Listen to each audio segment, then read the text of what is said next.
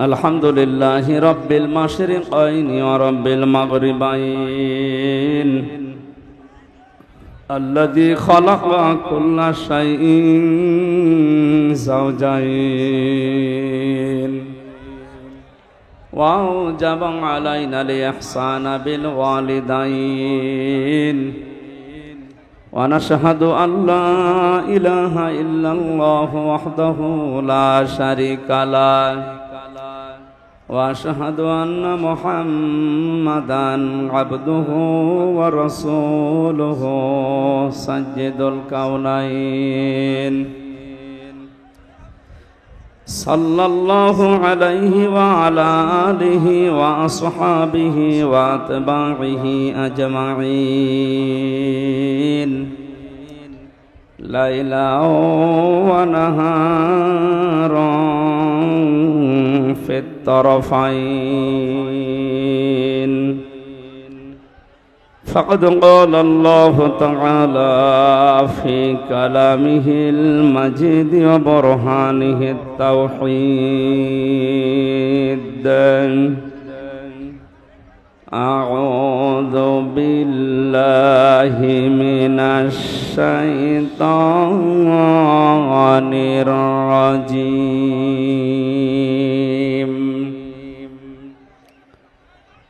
بسم الله الرحمن الرحيم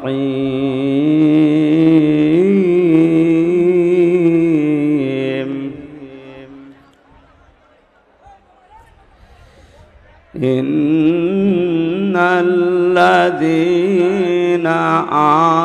آمنوا وعملوا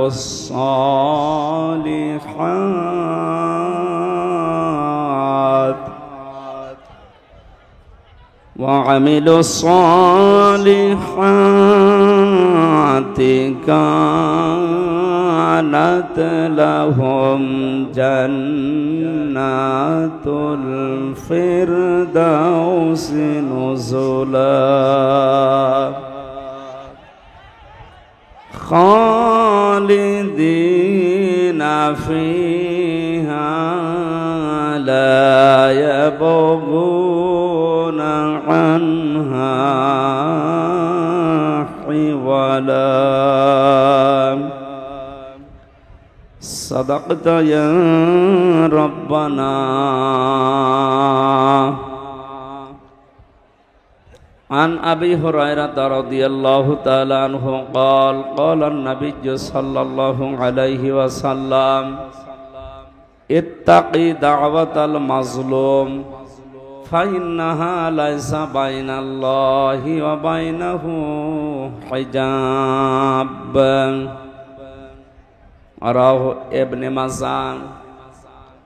وقال تعالى في شأن رسوله إن الله وملائكته يصلون على النبي يا أيها الذين آمنوا صلوا عليه وسلموا تسليما اللهم صل على سيدنا مولانا محمد وعلى آل سيدنا مولانا আলহামদুলিল্লাহ। ঠাকুরগাঁও জেলা রানী শঙ্কল থানার অন্তর্গত বনগাঁও আবু জাহিদ উচ্চ বিদ্যালয় মাঠে ইসলামী রেনেসাঁ পাঠাগারের উদ্যোগে আয়োজিত দ্বিতীয়তম বাৎসরিক তাফসিরুল কোরআন মাহফিলের স্বনামধন্য সভাপতি জনাব আলহাজ নজরুল ইসলাম, সামনে বসা মুসলমান ভাইরা, পর্দার আড়ালে সম্মানিতা মা এবং বোনেরা, প্রশাসনের ভাইরা, প্রাণ প্রিয় ঠাকুরগাঁওবাসী, আসলে অনুষ্ঠানগুলো এ সময় হয় না, জোর করে এভাবে হয় নাকি? আর জায়গা নেই আশপাশে, মানুষ বসবেই বা কোথায়? কোরআন শোনার জন্য যে বিশেষ কিছু নিয়ম নীতি কোরআন নিচে দিয়েছে সেগুলো একটু ফলো করা দরকার। ওয়াইদা কুরিয়াল কুরআনু ফাসতামিউ লাহু ওয়া আনসিতু লাআল্লাকুম তুরহামুন। এখানে এসেছি প্রত্যেকের মনে এই বিশ্বাস যে আল্লাহর রহমত পাবো। আল্লাহ তাআলা এই রহমত নাজিল করার জন্য শর্ত দুইটা দিয়েছেন। যখন কোরআনের আলোচনা শুরু হবে চুপ থাকবা আর শুনতে থাকবা। চুপ থাকাও শুনতে থাকা দুইটাই আল্লাহর নির্দেশ। দুইটাই কি? ফাসতামিউ লাহু ওয়া আনসিতু। সুতরাং আমরা কষ্ট হলেও চুপ থাকি এবং শুনি। ঘন্টা খানেক সময় নেব ইনশাআল্লাহ। আজকে একটা নতুন বিষয়ের উপরে কথা বলবো। আল্লাহ আমাকে যেন সহজ সরল ভাবে আপনাদের সামনে উপস্থাপন করার তৌফিক ভিক্ষা দেন, বলেন আমিন। শুনতে এসেছি আল্লাহর কোরআন। কার কোরআন? এটা এত অথেন্টিক। আল্লাহ রাব্বুল আলামিন জানিয়েছেন আলাউ তাকাব্বালা আলাইনা বা'দাল আকাবিল লাখাযনা মিনহু বিল ইয়ামিন সুম্মা লাকাতনা মিনহুল ওয়াতিন ফামা মিনকুম মিন আহাদিন আনহু হাজিজিন। সূরা হাক্কাতের 44, 45, 46, 47 নম্বর আয়াতে আল্লাহ জানিয়েছেন আমার এই কোরআনের ভেতরে আমি যে কথাগুলো নিজে জানিয়েছি, মুহাম্মাদুর রাসূলুল্লাহ যদি নিজের কোনো কথা আমার কোরআনের নামে চালিয়ে দিত যে এইটাও আল্লাহ বলেছেন, আমি কি করতাম জানো? তার ডান হাত আমি আল্লাহ চেপে ধরতাম, কণ্ঠনালী কেটে ফেলে দিতাম। ঠিক হয়েছে? না, ঠিক হয়নি। এখানে শব্দটা উল্টিয়ে গেছে।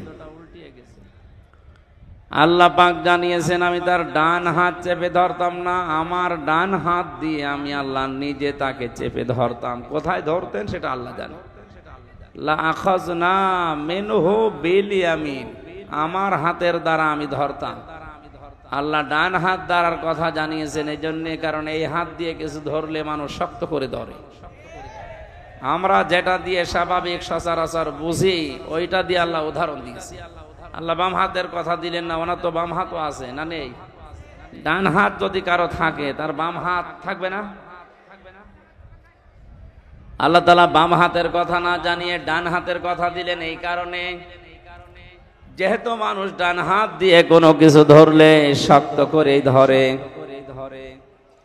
আল্লাহ পাকও আমাদেরকে সচরাচর এটা বুঝি, এ কারণে তিনি ডান হাতের কথা জানালেন যে আমি ধরতাম আমার মুহাম্মদ রাসূলুল্লাহকে খুব শক্ত করে, শুধু ধরে শেষ করে দিতাম না। সুম্মা লাকাতনা মিনহুল ওয়াতিন, আমি তার কণ্ঠনালী যেটা দিয়ে কথা বলে এটা কেটে ফেলে দিতাম। ও ঠাকুরগাঁওবাসী একটু বিবেক খাটান তো। আকাশের নিচে জমিনের ওপরে যার স্থান, আল্লাহর পরে যার মর্যাদা, কোনদিন আল্লাহ তাকে ধমক দিয়েও কথা বলেননি, নাম ধরেও ডাকেননি। নাম ধরে ডেকেছেন, সঙ্গে সঙ্গে রিসালাতের ঘোষণা দিয়েছেন। এইরকম মর্যাদা সম্পন্ন মানুষকে যদি বলে আপনাকে আমি ডান হাত দিয়ে চেপে ধরতাম, কণ্ঠনালী যেটা দিয়ে কথা বলেন ওইটা কেটে ফেলতাম, আর এখান থেকে বাঁচানোর মতো আমি আল্লাহর হাত থেকে আপনাকে কেউ রক্ষা করার মতো ছিল না। বলে কোরআনে কারিমের এই কথাগুলো শোনার পরেই বিবেকবান মানুষেরা চিন্তাই করতে পারে যে এটা কত অথেন্টিক, এর ভেতরে আল্লাহ বাদে আর কারো কোনো কথা নেই। জোরে বলেন সুবহানাল্লাহ। এই কোরআন শোনার জন্য যারা এই বিশ্বাস নিয়ে বসে আছে যে আমির হামজা এসেছে কোরআন থেকে কথা বলার জন্য তাফসীর আকারে, বাবার কথা দাদার কথা পূর্বপুরুষের কথাও বলবে না, এই বিশ্বাস আছে না আমাদের? আমি ওই বিশ্বাসের মর্যাদা রেখে সামনে কথা বলবো ইনশাআল্লাহ। আল্লাহ আমাকে সহজ ভাবে এই জনসমুদ্রে কোরআনে কারিমের তেলাওয়াতকৃত দুইটা আয়াত থেকে কথা বলার তৌফিক যেন দান করেন, আমিন। দরুদ পড়ছি, সালাম পাঠাচ্ছি আমাদের নবী মুহাম্মদুর রাসূলুল্লাহ সাল্লাল্লাহু আলাইহি ওয়াসাল্লামের প্রতি, যার আদর্শ পেয়েছি আমরা এই জন্য খুশি। নবী মুহাম্মদুর রাসূলুল্লাহ যদি না আসতেন পৃথিবীতে, আমরা হয়তো অন্য কোন নবীর উম্মত হয়ে দুনিয়া থেকে বিদায় নিতাম, কিন্তু এই সম্মান পেতাম না। কিয়ামতে আমরা জান্নাতে যাওয়ার আগে কোন নবীর উম্মত জান্নাতে যেতে পারবে না। এটা কি যেমন তেমন কথা? কোন উম্মত জান্নাতে যাওয়ার আগে অন্য কোন নবীর উম্মতেরা জান্নাতে যেতে পারবে না। ওই উম্মত যে উম্মত ডাল খায়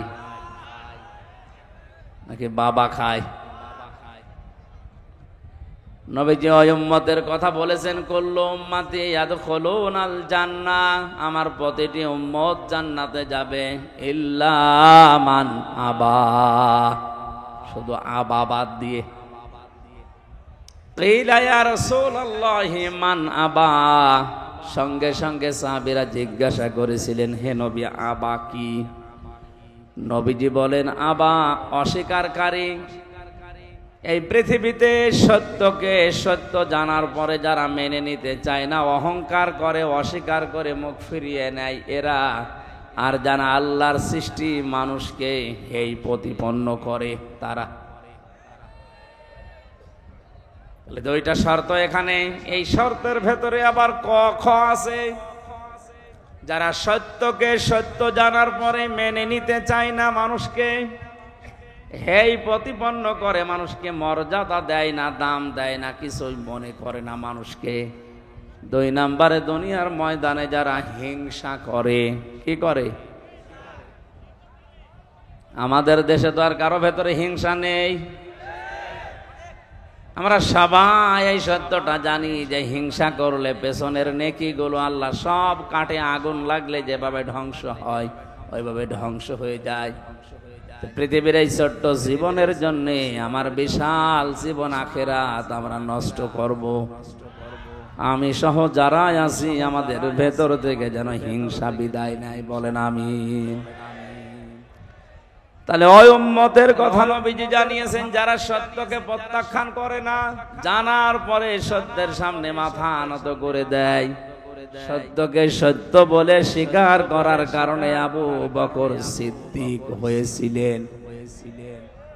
যে চার প্রকার মানুষকে আল্লাহ পুরস্কৃত করবেন, কোরআনে নাম দিয়েছেন, তার 3 নম্বরে হচ্ছে সিদ্দিক। অমাইয়ুতিল্লাহ ওয়ার রাসূলা ফাউলাইকা মাআল্লাযীনা আন'আমাল্লাহু আলাইহিম মিনান নাবিয়্যিনা ওয়াস-সিদ্দীকিনা ওয়াশ-শুহাদা'i ওয়াস-সালিহিন ওয়া হাসুনা উলাইকা রাফীকা।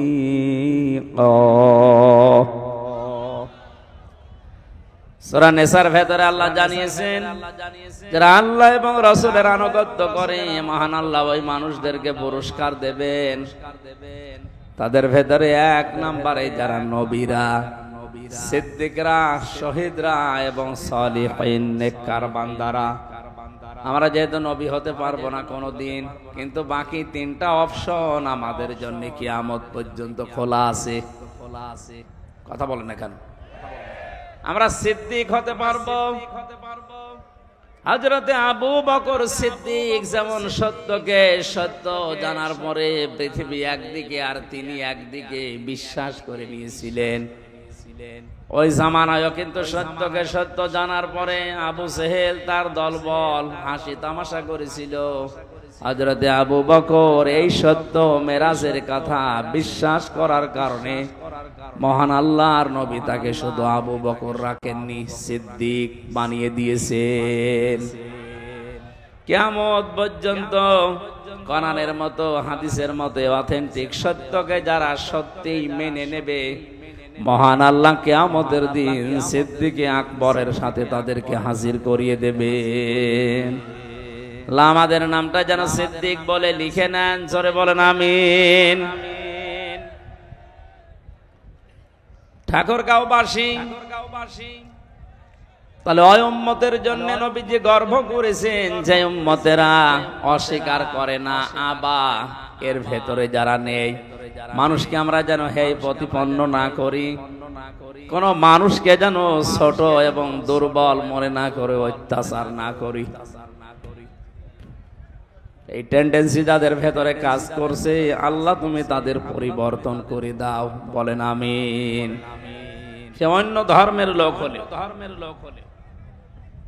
যদি পৃথিবীর অন্য কোন ধর্মের অনুসারী হয়, কোন মুসলমান যদি সংখ্যালঘু ওই জাতির উপরে অত্যাচার, জুলুম, নির্যাতন, হেয় প্রতিপন্ন করে তাদের অধিকার নষ্ট করে, নবীজি জানিয়েছেন কিয়ামতের দিন আমি নিজে ওই হিন্দু লোকটার পক্ষ নিয়ে তোর বিরুদ্ধে মামলা দেব, বলেন নাউজুবিল্লাহ। সুতরাং এদেশে যারা আছেন তারা আমাদের জন্য আমানত। দুঃখজনক হলেও সত্য, এই আমানতের ভেতরে কিছু শৃঙ্খল, বিশৃঙ্খল, উল্লোক মার্কা লোক আছে।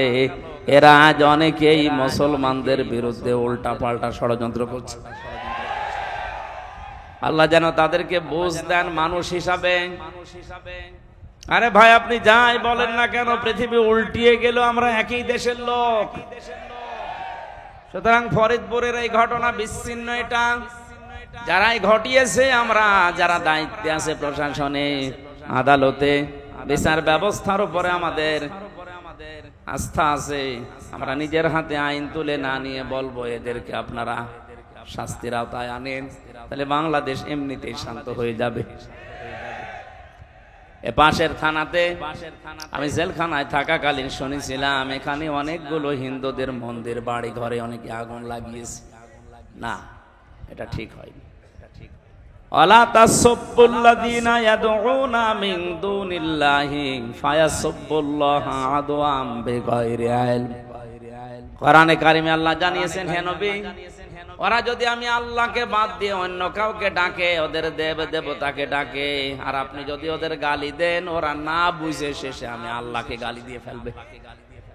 এই জন্য এইটা করা জায়েজ নেই।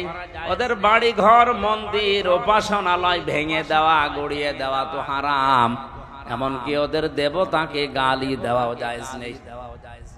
যে মুসলমান জাতির জন্য অন্য ধর্মের দেবতাকে গালি দেওয়া জায়েজ নেই, সেই মুসলমানের জন্য ওদের বাড়ি ঘর ভাঙা কোনো ক্রমে জায়েজ হয়। সুতরাং আমরা বিশ্বাস করি এবং একথা বলি, হিন্দুদের বাড়ি ঘরে যারা আগুন লাগিয়েছে এরা কোনো মুসলমান না। খোঁজ নিয়ে দেখবেন হয়তো নিজেরাই কাজ করতে পারে। সূক্ষ্মভাবে যারা দাঙ্গা লাগানোর চেষ্টায় আছেন এদেশে, আমরা মুসলমান হিন্দু যাই বলেন, যত জাতি এদেশে আছি, আমরা এখন সব ভ্রাতৃত্বের বন্ধনে একেবারে আপন আপন হয়ে থাকছি। এটাকে ধ্বংস করার জন্য সূক্ষ্মভাবে যারা ষড়যন্ত্র করছেন, আপনারা থামেন। একবার যদি দেশের জনগণ জেনে ফেলে যে আপনি দাঙ্গাবাজ, শেষে তার কাটাও পার হতে পারবেন না। আল্লাহ আমাদেরকে বুঝ দেন, আমিন। আজকের আমার তেলাওয়াত কিন্তু আয়াত আপনার শোনেরে অনেকে বুঝেছেন। এটা জান্নাত সংক্রান্ত বিষয়ে আলোচনা হবে আজ। কয়েকদিন আগে কথা বলেছিলাম জাহান্নামের বিষয় নিয়ে। আজকে আমরা কথা বলবো জান্নাত আল্লাহ পাক বানিয়েছেন একটা, তার স্তর দরজা বানিয়েছেন 100টা। কয়টা? সচরাচর আমরা যেগুলো জানি 8টার নাম। আমার এই যে লিখিত বই আমি জান্নাত নিয়ে লিখেছিলাম, 120 পৃষ্ঠার ভেতরে প্রায় 100টার উপরে কোরআন থেকে জান্নাতের স্তর আমি বের করতে পেরেছি। আজকে আমি আয়াত হিসাবে যতটুকু পড়েছি চেষ্টা চালাবো আমার এই জান্নাতের 8টা অন্তত দরজা দিয়ে কারা কোন কাজ করলে আল্লাহ তাদেরকে প্রবেশ করাবে, এটা যেন আমরা অন্তত সর্বোচ্চ যে দরজার নাম জান্নাতুল ফেরদাউস এখানে দিয়ে যেতে পারি। নবীজি আমাদের এই লোভনীয় বস্তু সম্পর্কে আদেশ দিয়েছেন, তোমরা জান্নাত কামনা করো আল্লাহর কাছে। অথচ চট্টগ্রাম, সিলেট এই 2 বিভাগে অনেক ভণ্ড বের হয়েছে। আমি জান্নাত চাই না, জাহান্নামও চাই না। একটা কথা হইল। তুই তো বলতে পারিস যে আমি জাহান্নামে যেতে চাই না, আল্লাহ তুমি আমাকে ক্ষমা করো। রব্বানা আতিনা ফিদ দুনিয়া হাসানা ওয়া ফিল আখিরাতি হাসানা ওয়া কিনা আযাবান নার। দুনিয়ায় কল্যাণ দাও, আখিরাতে শান্তি দিও, জাহান্নাম থেকে আমাদেরকে বাঁচাও। একথা কোরআন দিয়ে বললেও বলা যায় যে জাহান্নাম থেকে বাঁচাও, আমি জাহান্নামে যেতে চাই না। কোন বিবেকে আপনি এটা বলেন যে আমি জান্নাত চাই না? অথচ নবীজি আমাদের শিখিয়েছেন তোমরা জান্নাত কামনা করো, আর জান্নাত চাইলে তোমরা বলো আল্লাহ জান্নাতুল ফেরদাউসের দরজাটা দিও। এ কথার সাথে যাদের বাস্তবের জীবনের কথাবার্তার আর মিল নেই, ওরা বিভ্রান্তিতে আছে। এক কথা বলে না কেন? এটা আজকে এদের দ্বারা শুধু এই ঠাকুরগাঁও থাকছে না, এটা লাইভ চলছে, এখনই চট্টগ্রাম সিলেটে পৌঁছে গেছে। সুতরাং আপনারা বিভ্রান্তিতে যারা আছেন ফিরে আসেন। জান্নাত কামনা করা এটা আল্লাহর নবী শিখিয়েছেন, তাও সে জান্নাত না, জান্নাতুল ফেরদাউসের এই স্থান। আল্লাহ আমাদেরকে স্তরে যাওয়ার মতো যে যোগ্যতাগুলো দরকার আজকে কোরআন থেকে হাদিস থেকে বাস্তবতার সাথে মিলিয়ে দেখব আমাদের জীবনে আসলে এই ফেরদাউস দিয়ে প্রবেশ করার যোগ্যতা হয়েছে কিনা। এখানে যদি আজকের সভাপতি আলহাজ কি জানো নাম নজরুল সাহেবকে বলা হয় যে জান্নাত কয়টা বলেন তো, বলবে 8টা। কয়টা দেখলেন? অথচ জান্নাত আল্লাহ পাক বানিয়েছেন একটা, তার দরজা বানিয়েছেন, স্তর বানিয়েছেন 100টার উপরে। আমরা বেশিরভাগ মানুষ জানি 8টা। আসেন তো একটা একটা করে 100টা পর্যন্ত যেতে যত সময় লাগে থাকবে না, এত সময় থাকা সম্ভব না, কারণ এ বলতে অনেক সময় লাগে। হ্যাঁ বলেন, আমার গলা ভেঙে যাবে মনে হচ্ছে। 2 আঙ্গুলি যেটা কামনা করার জন্য নবীজি আমাদের শিখিয়েছেন তার নাম জান্নাতুল ফেরদাউস। আল্লাহ এ দরজা এমন সুন্দর ভাবে বানিয়েছেন, এর বর্ণনা এখানে আজকে পড়লাম কোরআনে কারিমে। সূরা কাহাফ 107 এবং 8 নম্বর আয়াত আল্লাহ জানিয়েছেন, ইন্নাল্লাযীনা আমানু ওয়া আমিলুস সালিহাত কানাত লাহুম জান্নাতুল ফিরদাউসি নুজুলা। বলেন আল্লাহু আকবার। খুব মনোযোগ দিয়ে শুনবেন। মনে করছেন এই আয়াত তো সে জন্মের পর থেকে শুনছি না, গতানুগতিক কথা আমি বলছি না, এখান থেকে গুরুত্বপূর্ণ কিছু শিক্ষা আমি বের করব বাস্তবের সাথে মিলিয়ে।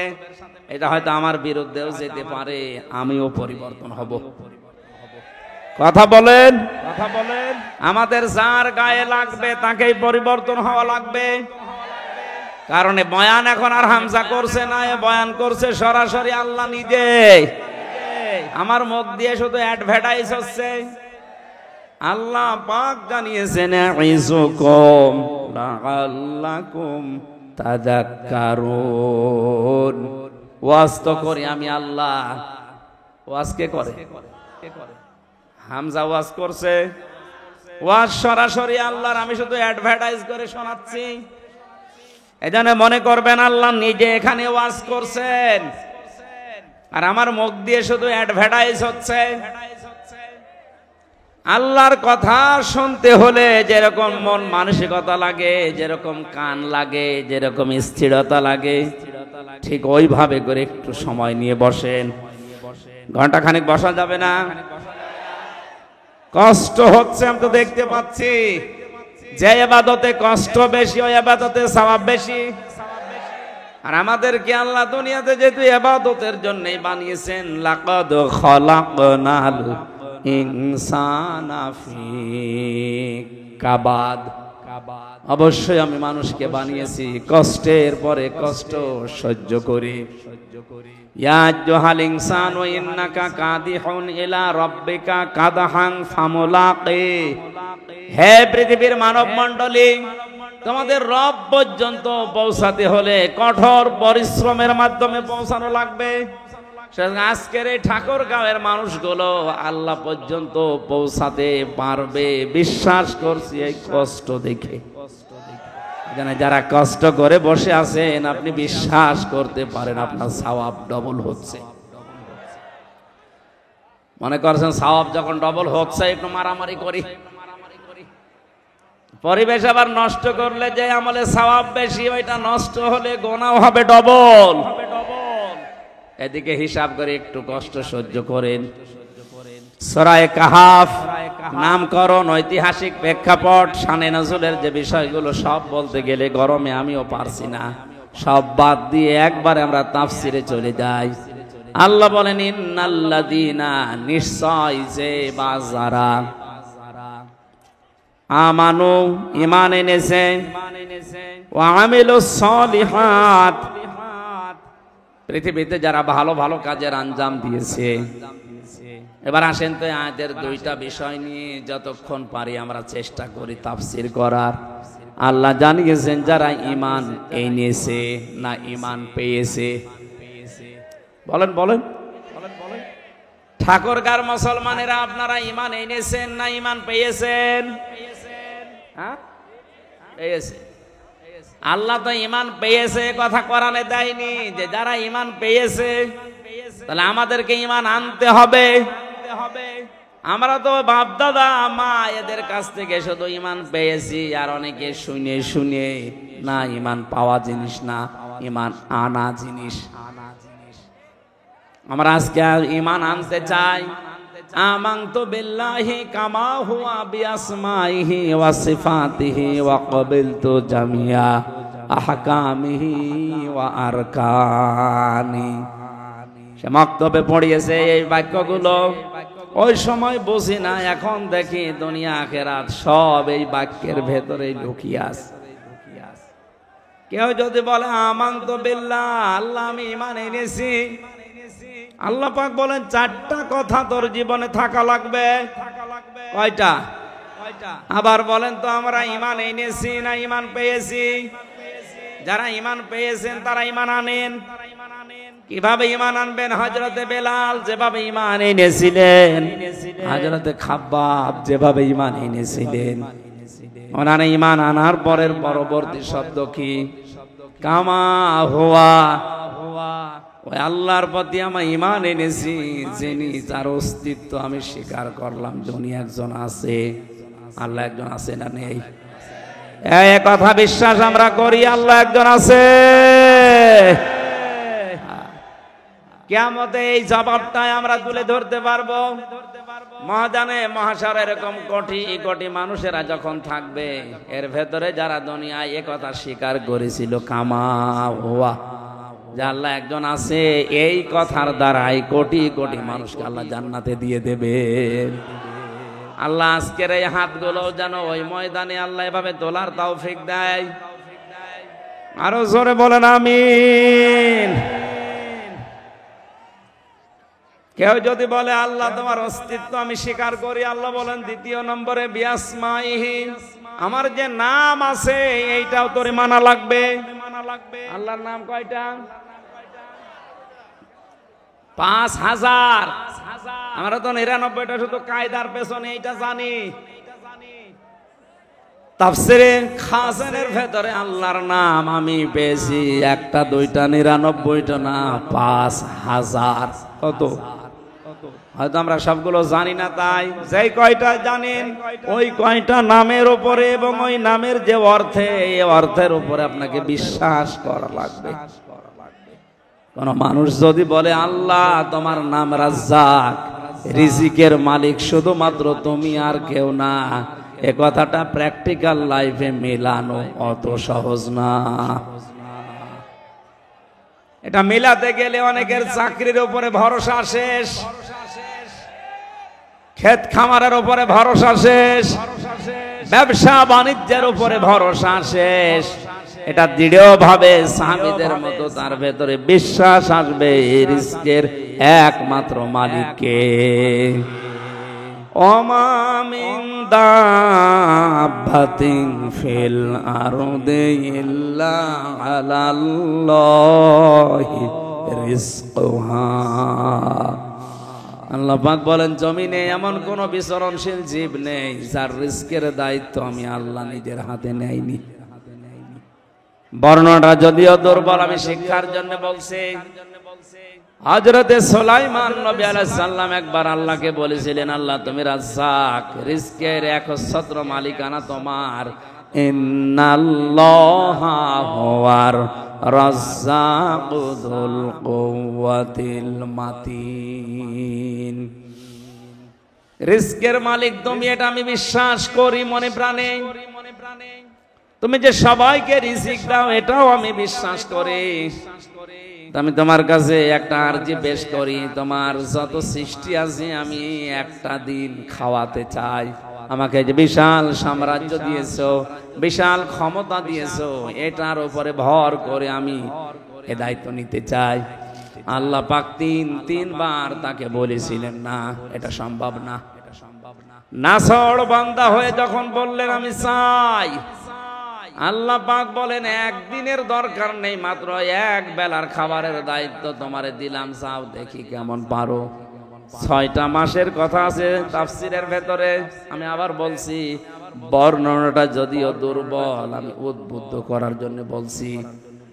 শিক্ষাটা কি এখানে? 6টা মাস একাধারে খাবার রান্না হয়েছে। আল্লাহর পক্ষ থেকে নির্দেশ দিল যে কোনো খাবার রান্না করা হবে, কোনো খাবার যেন নষ্ট হয়ে না যায়।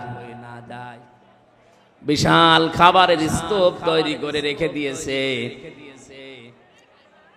6 মাস পরে হযরতে সুলাইমান ডাক দিয়ে বলে, রব্বুল আলামিন তোমার সৃষ্টি জগৎকে তুমি পাঠিয়ে দাও। সমুদ্রের এক বিশাল হাঙর তিমি মাছ ডাক দিয়ে বলে, মালিক আজকে ক্ষুধা লেগেছে, সকালে তো খাবার দিলে না। আল্লাহ জবাব দিয়েছে, আমার নবী সুলাইমান তোমাদের দাওয়াত দিয়েছে, যাও। দরবারে এসে বলছে, আমার খাবার কোথায়? হযরতে সুলাইমান মাছের ভাষাও বুঝতেন, পাখির ভাষাও বুঝতেন, জিনদের ভাষাও বুঝতেন। তিনি বললেন, বিশাল খাবারের স্তূপ তৈরি করা আছে, ওখান থেকে খেয়ে চলে যাও। তাফসীরে মুফাসসির লিখেছেন, বিশাল খাবারের যে পাহাড় তৈরি করা ছিল, ওই বিশাল মাছ এসে শুধু এক লোকমাতে শেষ করে দিয়েছে। দরবারে সুলাইমানকে বলে, নবী সুলাইমান আমার এক লোকমা খাবার হয়েছে, বাকি আর কই? বলে কেন? বিশাল পাহাড় আছে, বাকি লোকমা ওখান থেকে খেয়ে চলে যাও। মাছ জবাব দিয়েছে, বাদশাহ যে খাবার ছিল ওটা আমার এক লোকমা হয়েছে, ওই রকম প্রতিদিন 3 লোকমা করে বিশাল সাগরে আল্লাহ আমারে খাবার পৌঁছায়। সুলাইমান নবী সাজদা পড়ে ডাক দিয়ে বলে, রব্বুল আলামিন তুমি যে রাজ্জাক, এটা আমি শুধু বিশ্বাস করতাম, আজকে চোখে দেখলাম। তুমি ছাড়া রিজকের দায়িত্ব পালন করা পৃথিবীর কারো জন্য সম্ভব না। এজন্য যে মানুষেরা বিশ্বাস করে আল্লাহ রাজ্জাক, আল্লাহর নাম আছে বিআসমাইহি, তাদের ভেতরে রিজকের ভয় উঠে যায়। ও মানুষগুলো আমেরিকাকে, রাশিয়াকে, চীনকে, ভারতকে রিজকের মালিক মনে করে না। আর বাংলাদেশে এই শ্রেণীর মানুষ মাত্র 100 জনে 15 জন। আমার কথা বোঝেন আপনি? যখন এই বিশ্বাসে বিশ্বাসী মানুষ 100 জনের 15 জন না 51 জন পর্যন্ত তৈরি হয়ে যাবে যে বিআসমাইহি, আমি এমন আল্লাহর উপর ঈমান এনেছি যার অস্তিত্ব আছে, যার নাম আছে, 5000 নামকে আমি মনে প্রাণে বিশ্বাস করি এবং মেনে নিয়েছি। রিজকের দায়িত্ব তখন ভারতকে দেবে না, চীনকে দেবে না, আমেরিকাকে দেবে না, রাশিয়াকে দেবে না। আল্লাহ ছাড়া রিজকের দায়িত্ব কারো হাতে নেওয়া সম্ভব না। এই কাহিনীটা শোনার পরে ওর বিশ্বাস আরো বেড়ে যাবে। দেশের দায়িত্বে যারা আছেন কারো উপরে ভয় না পেয়ে রিজকের মালিক আল্লাহকে মনে করে সঠিক পথে কোরআনের দিকে ফিরে আসা দরকার। মহান আল্লাহ আমাদেরকে এখনো রিজিক ওইভাবে পৌঁছাতে পারে। আমরা এই ভয়টার কারণে আজ সত্যকে সত্য বলে তুলে ধরতে পারি না। কথা বলেন না কেন? 57টা মুসলমান রাষ্ট্র দুনিয়ায়। আমাদের প্রধানমন্ত্রী অন্তত সেইভাবে একটু প্রতিবাদ জানিয়েছে এই নিকৃষ্ট জাতীয় ইহুদিদের বিরুদ্ধে। 57টা মুসলমান রাষ্ট্রের প্রধানরা যদি এতটুকু জানাতো, দেখ ইরান একটা কাজ করছে, সবাই যদি এভাবে রিস্কের দায়িত্ব আল্লাহ তুমি একমাত্র মালিক এ কথা বিশ্বাস করে, আমেরিকাকে ভয় না করে, রাশিয়া চীন ভারতের উপরে ভরসা না করে আল্লাহর দিকে ফিরে আসতাম, আল্লাহর কসম ওই মানুষগুলো এমনিতে আল্লাহ মুক্ত করে দিত। তাদের নিজেদের আপন জায়গা তারা বসবাস করতে পারবে না, উড়ে এসে জুড়ে বসে আজ ওদেরকে দুনিয়া থেকে বিদায় করে দিচ্ছে। আমার কথা গভীরে যাচ্ছে, কিন্তু আপনি চিন্তা করলেন আমরা কিন্তু ঈমান পাইনি, আমরা ঈমান আনছি এখন। আর ঈমান আনার প্রথম পদ্ধতি আল্লাহর অস্তিত্ব স্বীকার করা, আল্লাহর নামগুলো বিশ্বাস করা এবং প্রতিটি নাম প্র্যাকটিক্যাল লাইফে মিলানো। আপনি যেমন রাজ্জাক হিসাবে আল্লাহকে মেনে নিয়েছেন, হাকিম হিসাবেও আল্লাহকে মানা লাগবে। হাকিম মানে বিচারক, হাকিম মানে বিচার করার একমাত্র ক্ষমতাকার। আলাইসাল্লাহু বিআহকামিল হাকিমিন। আল্লাহ পাক বলেন আমি কি সর্বশ্রেষ্ঠ বিচারক না? আল্লাহর বিচার বাদ দিয়া যারা নিজেদের মন মতো বিচার করছেন, আপনি শুধু ঈমান পেয়েছেন, ঈমান আনেননি। আমার মনে হয় কথার অর্থ আপনি না বুঝে আন্দাজে চিল্লালেন। এক কথা বোঝেন? বিআসমা এর ভেতরে যে 5000 নাম আছে, যেহেতু এসএম এর বহু বচন আসমা, আজ আমরা 96% মুসলমান এই দেশে বাস করছে। সত্যি যদি আমরা এই আয়াত অনুযায়ী ঈমান না পেয়ে ঈমান আনতাম, আল্লাহর কসম আল্লাহর আইনগুলো দ্বারা বিচার আমরা দেখতে পেতাম। নবীজিকে আল্লাহ জানিয়েছেন ফালা ওয়া রাব্বিকা লা ইউমিনুনা হাত্তা ইউহাক্কিমুকা ফীমা শাজারা বাইনাহুম সুম্মা লা ইয়াজিদু ফি আনফুসিহিম হারাজাম মিম্মা কাদাইতা ওয়া ইউসাল্লিমু তাসলিমা। সূরা নিসার 65 নম্বর আয়াতে আল্লাহ জানিয়েছেন, হে নবী আপনার রবের নামের কসম। কসম করছেন কে? কার নামে? আল্লাহ নিজেই তার নিজের নামে কসম দিচ্ছেন। তার মানে কথাটা শক্ত।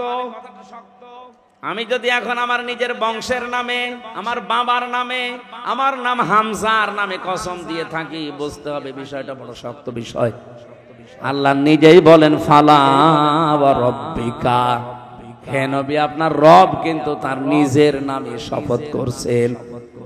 লা ইউমিনুনা, কখনো আপনার ঈমান আনা হয়নি, আপনি মুমিনই হতে পারেননি। হাত্তা ইউহাক্কিমুকা ফীমা শাজারা বাইনাহুম, যতক্ষণ পর্যন্ত নিজেদের ভেতরে কোন বিষয়ের বিচারক হিসাবে আমি নবী মুহাম্মদুর রাসূলুল্লাহকে তোমরা না মানবে। শুধু মেনে নিলেই হবে না, স্বতঃস্ফূর্তভাবে আনন্দ চিত্তে মানা লাগবে। আজ যারা নবীজির বিচার ব্যবস্থাকে, আল্লাহর পাঠানো বিচার ব্যবস্থা মানেন না, আল্লাহর কসম আপনার ঈমানে সমস্যা এখনো লেগে আছে। আশা করছি আপনি ঈমান পেয়েছেন, ওটা হবে না। ঈমান আজকে আনবেন। কথা বলেন না কেন? ঈমান আনতে হলে আল্লাহর নাম আছে, শুধু বিশ্বাস করে শেষ। প্রতিটি নামের অর্থের সাথে মিলিয়েবেন নিজের জীবনকে। হিন্দুরা 12 মাসে 13 পূজা করে, 33 কোটি দেবতা তাদের। কত? হয়তো অনেক হিন্দু ভাইরা তাদের দেবতার নামও জানে না, কিন্তু বিশ্বাস করে যে দেবতার সংখ্যা কত। বলেন না কেন?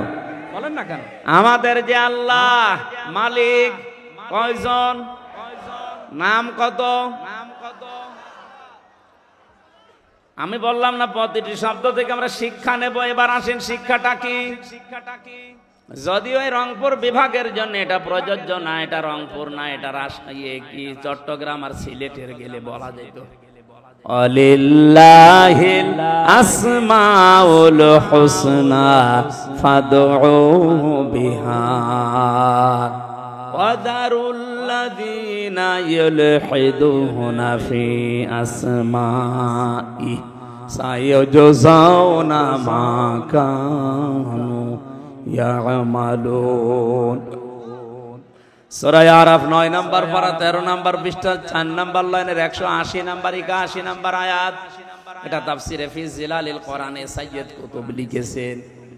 আল্লাহ পাক বলেন আমার অনেক নাম আছে, যে কোনো নামে পারো আমাকে ডাকো, কিন্তু সাবধান, আমার নাম যারা পরিবর্তন করে ফেলে, আমার নাম যারা ইলহাদ করে, উলট পালট করে, তাদের সাথে তোমরা আমাকে ডাকবা না। কে বলছেন? সুতরাং আল্লাহ আল্লাহ বলতে বলছে যারা হো হো বলেন তাদের সামনে মিলে মিশে আর ডাকা যাবে না। এবং আল্লাহর নাম যারা পাল্টিয়ে অন্য নামে ডাকে, এক কথা বুঝতেছেন? লা ইলাহা ইল্লাল্লাহ কিছুক্ষণ সুবহানাল্লাহ আলহামদুলিল্লাহ এরপরে শুরু করে দেয় ইয়া আলী বাবা, শাহ আলী বাবা, দয়াল বাবা, খাজা বাবা। এত স্পষ্ট কথাগুলো নাম ধরে বলার পরও যদি ঠাকুরবার মানুষগুলো না বোঝে, আমার মনে হয় এদের বিবেকের উপরে কুকুরে পোশাক। আর কিভাবে বলা যায় বলেন তো? আল্লাহ নিজে বলছেন আমার অনেক সুন্দর নাম আছে, যে নামে পারো ডাকো, কিন্তু আমার নাম যারা উলট পালট করে ফেলে, আমার নামের সাথে যারা অন্য কিছু মিলায়, ইলহাদ মানে কি? উল্টা পাল্টা করে ডাকা, তাদের সাথে মিলে তোমরা আমি আল্লাহকে ডাকবা না। এই আয়াত তো আমি এখন বানালাম। বলেন আল্লাহর নাম আছে একটা দুইটা না, আমরা শুনলাম তাফসিরের ভাষা দিয়ে 5000। আপনার যদি মনে হয় যে আল্লাহ আল্লাহ বলতে কিছুক্ষণ ভালো লেগেছে, এবার আল্লাহ বলবো না রহমান বলবো, বলেন, কোনো অসুবিধা নেই। আপনি বলেন ইয়া রহমান ও ইয়া রহিম বলেন, অসুবিধা নেই। কিন্তু আল্লাহর নামের সাথে অন্য কাউকে আপনি মিলাতে পারবেন না। ইয়া খাজা, ইয়া খাজা, আল্লাহর কোনো নাম আছে? ইয়া আলী বাবা, ইয়া আলী বাবা কোনো নাম আছে?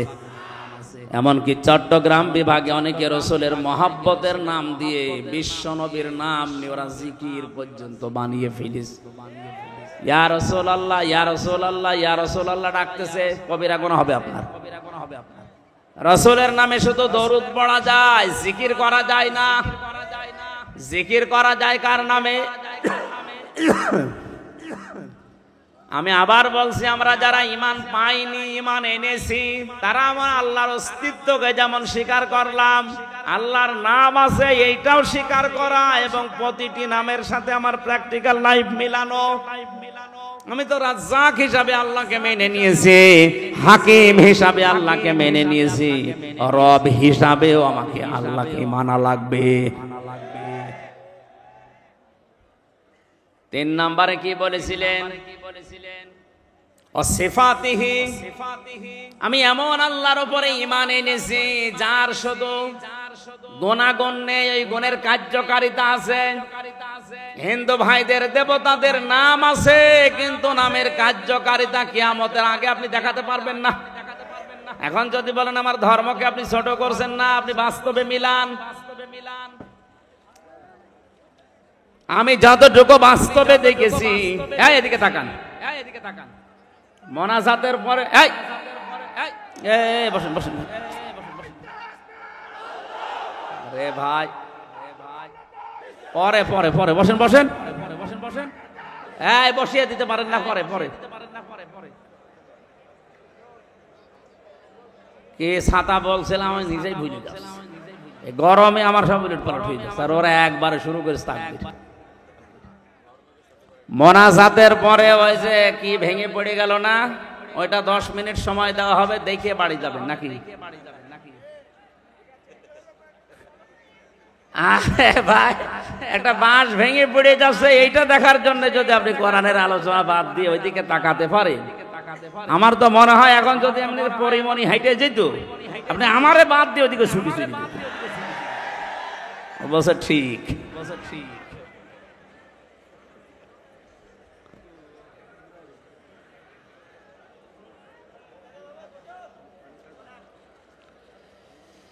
মুসলমান ভাইরা, আমরা বোঝাচ্ছিলাম আল্লাহ রাব্বুল আলামিন যে নামগুলো নিয়েছেন, নামের সাথে আমরা পরিচিত হয়েছি গুণাগুণের সাথে। এক সাহাবী নবীজির কাছে আসলেন, নবীজি তাকিয়ে দেখেন তার কাঁধের ওপরে একটা মূর্তি, তার নাক ভাঙা, মাটি দিয়ে মূর্তি বানিয়েছে নাক ভেঙে। নবীজি বললেন, তোমার এই দেবতা এই মূর্তির নাক ভাঙা কারণ কি? লোকটা বলে, ইয়া রাসূলুল্লাহ, এটা আমার মূর্তি না, এটা আমার দেবতা খোদা। এটা সব সময় আমি সঙ্গে রাখি, না জানি কখন কোন বিপদে পড়ি। বিপদ থেকে বাঁচার জন্য আমি সব সময় সাথে রাখি। হঠাৎ আমার প্রসাব পায়খানার প্রয়োজন দেখা দিয়েছে, খোদাকে নিয়ে তো আর পায়খানায় যাওয়া যায় না। এই জন্য রাস্তার পাশে রেখে আমি কাম সারতে গেলাম, এসে দেখি ওর মাথা থেকে পা পর্যন্ত পুরা ভিজা। মনে করলাম খোদার গা ভিজা, না জানি কোন রহমত বরকতের পানি হবে। জহব্বা বের করে চাটলাম, খাইলাম, দেখি একটা ঝাঁঝ কেমন গন্ধ গন্ধ টক টক লাগে। চিন্তা করলাম রহমতের পানি, বরকতের পানি, টক টক লাগবে কেন? আর এরকম ঝাঁঝ, এরকম একটা উৎকট উদ্ভট গন্ধ কেন? পাশে তাকিয়ে দেখি একটা কুকুর ওর নিচ দিয়ে পানি টপকাচ্ছে। এবার টের পেয়েছি কোন রহমতের পানি। আমার মেজাজ গেল খারাপ হয়ে, ওর দিকে তাকিয়ে বললাম, তুই খোদা না হুদা? কুকুরের প্রসাব থেকে নিজের বাঁচাতে পারো না, আমি বিপদে পড়লে আমারে বাঁচা বাকি দিয়ে। হে রাসূল, রাগ করে ওরে দিয়েছি এক আষাঢ়, ওর নাক ভেঙে গেছে। নবীজি বলেন, আমার কাছে কেন এসেছ? লোকটা বলে, ইয়া রাসূলুল্লাহ, এদের অসারতা, এদের কল্প কাহিনী, এদের মিথ্যাচার, এদের অজ্ঞতা, এদের সব আমার কাছে এখন স্পষ্ট। এরা কিচ্ছু করতে পারে না, বেকার আমি সময় নষ্ট করেছি। আজকে আমি আলোর সন্ধান পেতে চাই, মেহেরবানি করে আমি আপনার কাছে কালেমা পড়তে চাই, পড়িয়ে দেন। আজ যারা মানুষ হিসাবে এলাকায় বসবাস করছেন, অন্য জাতিতে যারা আছেন, চ্যালেঞ্জ দিলাম, আপনি যে নাম দিয়েছেন আপনার দেবতার, ওই নাম পর্যন্ত সে ইসলামের কোন গুণাগুণ কার্যকারিতা আপনি দেখাতে পারবেন না। মনে করেন দুর্গা ফসলে বরকত দেয়, দুর্গা রেখে আপনি ফসলের ভেতরে রেখে আসেন, ফসল সহ দুর্গা চুরি হয়ে যাবে। আমি কি বানিয়ে বলছি? এই যে মোবাইল ঘড়িটা, যদি মনে করেন দুর্গা এটা পাহারা দেয়, আপনি এই ঘড়ি সহ দুর্গা এখানে রেখে চলে যান, সকালে এসে দেখবেন দুর্গাও নেই, ও ঘড়িও নেই। আমরা এমন আল্লাহর উপরে ঈমান এনেছি, তার এমন নাম আছে, নামের গুণাগুণ আছে। মহান আল্লাহর যতগুলো নাম আছে, শুধু নাম নিয়েই বসে নেই, প্রতিটি নামের গুণাগুণ এবং কার্যকারিতা আছে। আমাদের ঈমান অনুযায়ী হয়তো আমরা দেখতে পাই না, তাই বিশ্বনবী দেখতে পেয়েছিলেন। বদরের ময়দানে দুহাত উঁচু করেছিলেন এমন ভাবে তার এই বগলের সাদা জায়গা পর্যন্ত দেখা যাচ্ছিল। বিশ্বনবী ওই দিন দোয়া করেছিলেন, হে রব, 313 জন নিয়ে এসেছিলাম, একটাও কেউ দেখতে পায় না, কোথায় তারা? হযরতে আবু বকর নবীজিকে চাদর উপরে দিয়ে দিলেন শরীরের, ডাক দিয়ে বলেন, হে নবী, আপনার 313 জন সাহাবী একটাও মারা যায়নি, সবগুলো বাতিলের ভেতরে বন্টন হয়ে গেছে। সঙ্গে সঙ্গে জিবরাইল আলাইহিস সালাম বিশ্ব নবী মুহাম্মদ রাসূলুল্লাহর কানের কাছে মুখটা নিয়ে এসে একটা আয়াত শোনালেন, সূরা আনফালের 9 নম্বর আয়াতটা, ইয তাসতাগীসুনা রাব্বাকুম ফাস্তাজাবা লাকুম আন্নী মুমিদ্দুকুম বিআলফিম মিনাল মালায়েকাতি মুরদিফিন। হে নবী, আপনার কান্না বন্ধ করেন, শুধু আকাশের দিকে একটু চোখটা তুলে দেখেন, আল্লাহর সাহায্য আল্লাহ তার রব নামের কারণে পাঠিয়ে দিয়েছে। তিনি তাকালেন ওই দিকে, তাকানোর পরেই দেখলেন ফেরেশতারা নামতেছে, সকলের হাতে মোটা মোটা ডান্ডা, বাই সিরিয়াল মুরদিফিন, মানে একটার পরে একটা। নবীজি এবার মুস্কি হেসেছিলেন, আল্লাহ পাঠিয়েছ কত? আল্লাহ পাক বলেন 1000। নবীজির মন শান্ত। পরবর্তীতে আয়াত নাজিল করে বললেন 3000। এরপরও নবীজি সান্ত্বনা পাচ্ছিলেন না। আল্লাহ পাক সর্বশেষ সূরা আলে ইমরানে আয়াত নাজিল করে জানালেন, হে নবী, আমি 5000 পাঠিয়েছি। বদরের ময়দানে আপনার সৈনিক মাত্র 313 জন, আর ওরা এগেছিল 1000। আপনাকে আমি 1000ই দিয়েছিলাম, আপনার মনে আমি সুখ, শান্তি, স্বস্তি পাইনি। এই জন্য সর্বশেষ আপনাকে 3 থেকে 5000 ফেরেশতা সব সজ্জিত অবস্থায় একটার পরে একটা আমি আল্লাহ নামিয়ে দিলাম। ফেরেশতা যে নাজিল হয়েছিল তার বাস্তব প্রমাণ নবীজির কাফের ছিল ওই সময় এক চাচা হযরত আব্বাস। তিনি মুসলমান হওয়ার পরে এসে বলেছিলেন, ভাতিজা, তুমি তো জানো আমি তোমার চাচা কেমন শক্তিশালী, কেমন শৌখিন, সোনার বোতাম আমি ব্যবহার করতাম। ময়দানে তোমার যে সৈনিকগুলো আমি তো সবগুলোই চিনি।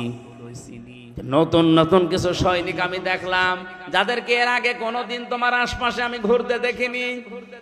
নবীজি মিসকি হাসলেন, ডাক দিয়ে বলে, চাচা কার কথা বলেন? বলে, ওই যে ময়দানে আমি যখন যুদ্ধে লিপ্ত ছিলাম তাকিয়ে দেখলাম পেছন দিক থেকে কে যেন এসে আমার ঘাড় ধরে উঁচু করে ফেলেছে। নবীজি বললেন, কি দেখলে, কাকে দেখলে চাচা? হঠাৎ করে বিশ্ব নবী মুহাম্মদুর রাসূলুল্লাহর কাছে জিবরাইল এসে একটা হাসি দিয়ে চলে গেছে। জিবরাইলের এই চিহ্নটা দেখার পরে নবীজির চাচা আব্বাস বলেছিলেন, ভাতিজা, এই যে কিছুক্ষণ আগে একটা সৈনিক দেখলাম, কোথায় গেল? এখন আর তো দেখতে পাই না। নবীজি বলেন, চাচা কাকে দেখলেন? ওটা সাধারণ সৈনিক না, ওটা আল্লাহর ফেরেশতা জিবরাইল। নিজে কমান্ডার হয়ে আজকে এই বদরের ময়দানে নাজিল হয়েছে, তার পেছনে আল্লাহ পাঠিয়েছে 5000 ফেরেশতা। যে সমস্ত কাফেররা মরে পড়েছিল, বিশ্ব নবী বদরের ময়দানে কোন দিনের জন্যও তিনি আগ্নেয় অস্ত্র ব্যবহার করেন নাই। অথচ যে সমস্ত কাফেরেরা মরা পড়েছিল, যে ওদেরকে কাছে যে দেখলেন অধিকাংশ গুলোর শরীর পুড়ে গেছে। তার মানে ফেরেশতারা যে মোটা মোটা ডান্ডা নিয়ে নেমেছিল, ওটা ডান্ডা শুধু না, ওটা জাহান্নামের পোড়ানো রড ছিল। যার শরীরে লাগিয়েছে ওখানেই ও শেষ। নবীজির বিশ্বাস ছিল আল্লাহর উপরে, তার নামের উপরে, কার্যকারিতার উপরে। আল্লাহ বিশ্বাস অনুযায়ী পাঠিয়েছিলেন ফেরেশতা। আমাদের ওই পর্যায়ে যায় না, এজন্য ফেরেশতাও আসে না, আমরা দেখতেও পাই না। কিন্তু আমরা বিশ্বাস করি বদরের ময়দানে যে ফেরেশতা এসেছিল শুধু বদরের জন্য না, এই যে তাস্তাগীসুনা, এটা মোসারে, বর্তমান, ভবিষ্যৎ, প্রেজেন্ট, ফিউচার, কিয়ামত পর্যন্ত আয়াতটা থাকবে।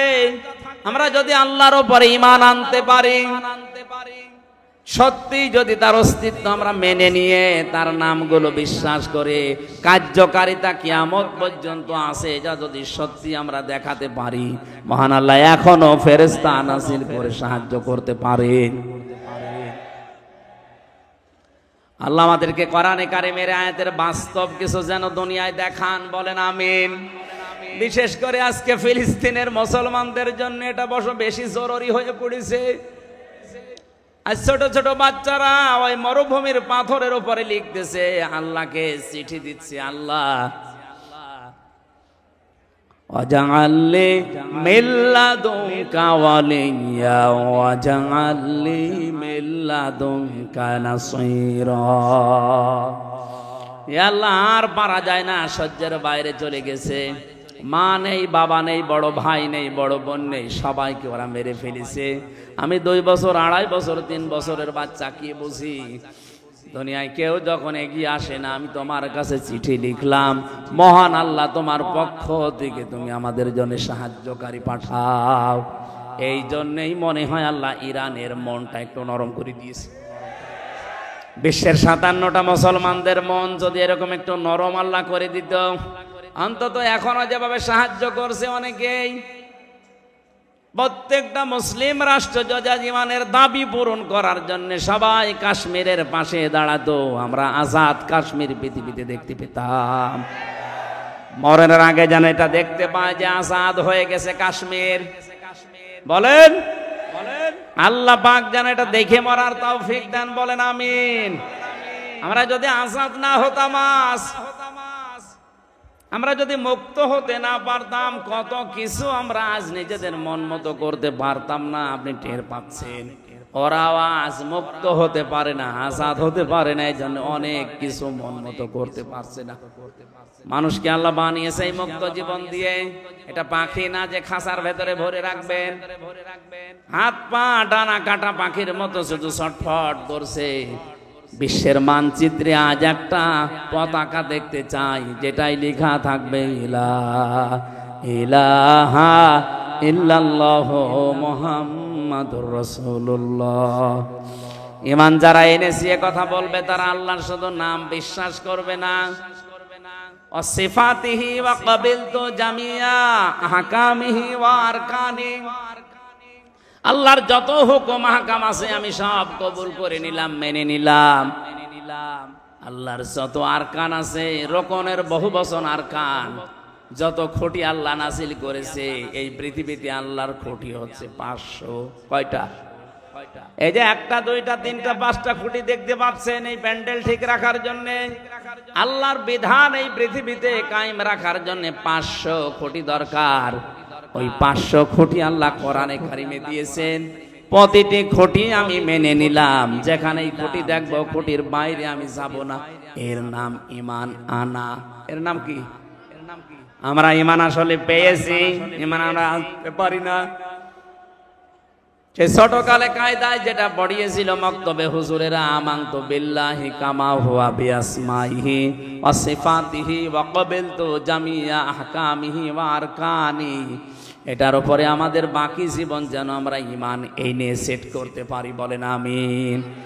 এভাবে যারা সত্যি ঈমান আনবে, ওয়া আমিলুস সালিহাতি, 2 নম্বরে যে মানুষগুলো এই ঈমানের দাবি অনুযায়ী এই যে 500 নাম বিশ্বাস করেন, নামের কার্যকারিতা আছে মেনে নেন, এভাবে যারা ঈমান আনার পরে ভালো ভালো কাজের আঞ্জাম দুনিয়ায় দেবে। আমলের বাংলা অর্থ কাজ, আমল মানে কাজে পরিণত করে দেখাবে। এখন সালিহাত বহু বচন আল্লাহ দিলেন, ভালো কাজ কোনটা? আমাদের এই বাংলাদেশ, ভারত, পাকিস্তান, এই সমস্ত দেশে আমরা অনেকেই মনে করি ভালো কাজ মানে শুধু নামাজ পড়া, রোজা রাখা। কথা বলছেন না কেন?